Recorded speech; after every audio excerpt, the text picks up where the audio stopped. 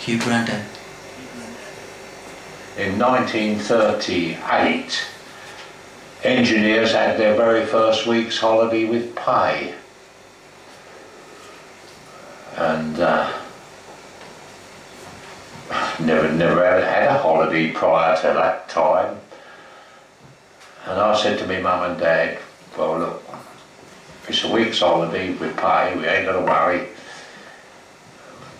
And I worked day shift and night shift opposite a bloke called Arthur Tarrant, who used to weekends, every weekend when he wasn't working, he went down to sea salter.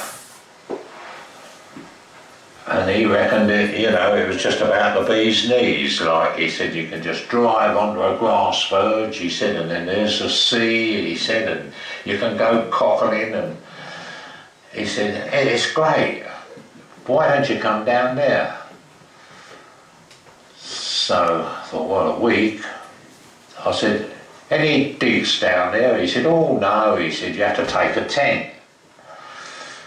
So my dad and I went out and we bought a big tent. And so mum, dad and myself off down to sea salter, pitched the tent like, and that was it.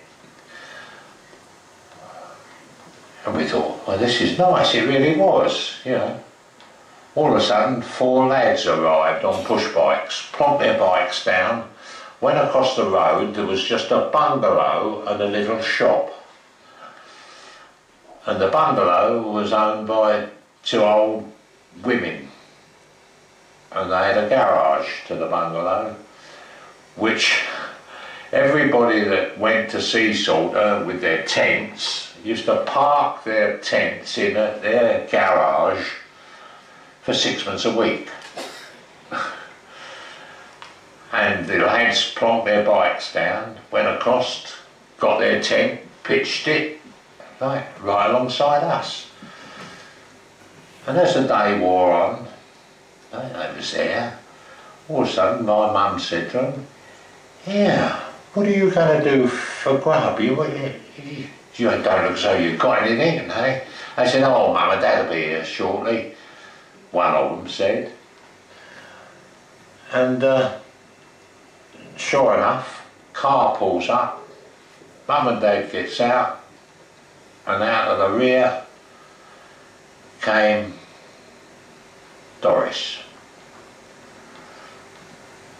And she was about 18 and a half, 19 years of age. And I thought, well, this looks good. And as the rest of the day wore on, we started chatting. And then, every weekend, I met Doris at sea salter. That's how your grandma and I first met. And so that was the story. Except that moment wasn't the first time he'd ever seen Nan. No, he'd already seen her and he didn't even know it. How? We asked. How? Well, what I didn't tell you was that when Arthur Tarrant told me about sea salter, he also showed me some photos. Here's some of the nice folk you can see down at sea salter, he'd said. And among them was one of a girl lying on the grass. You couldn't see her face, her arm was covering her face. She was asleep or sunbathing. Keep it, he'd said. So I did. And you know who that girl was, don't you? No, it was your Nan. And he takes this wallet, his wallet out of his jacket that's hanging on one of the windshield poles. He opens the wallet and takes out the photo, the special photo, to show us. It's small and you can't tell it's Nan, but Kez and I scrutinise it like it's the Magna Carta.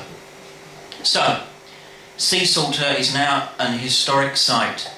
Me and Kez go to buy an ice lolly each from the shop, and even though they give us a brain freeze, I have a Captain Cody, green and pink from Lion's Maid, and Kez has a Count Dracula black ice with red jelly inside. And for our younger people here, they were the best. They were so delicious. You'd never believe it. I'll have one of those tomorrow. We also buy a plastic Planet of the Apes mask. It's great. The mouth makes a good noise and opens and shuts like a real monkey. We take it in turns to be Galen all afternoon. That's not a reference to my brother, by the way.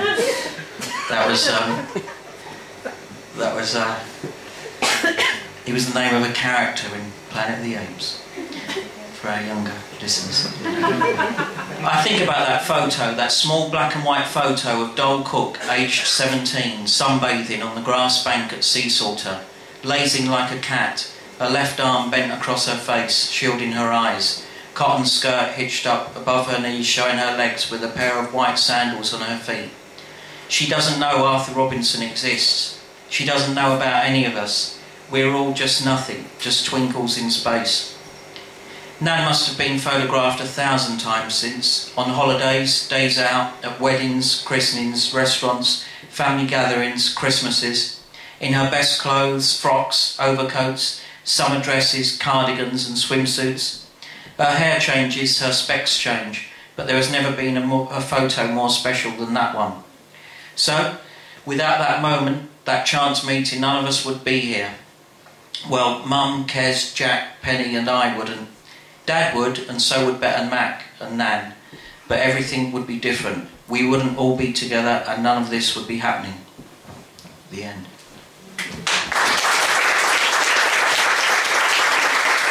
Thank you.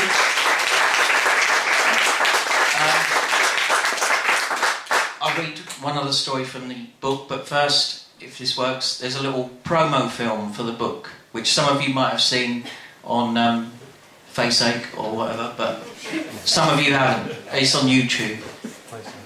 But this...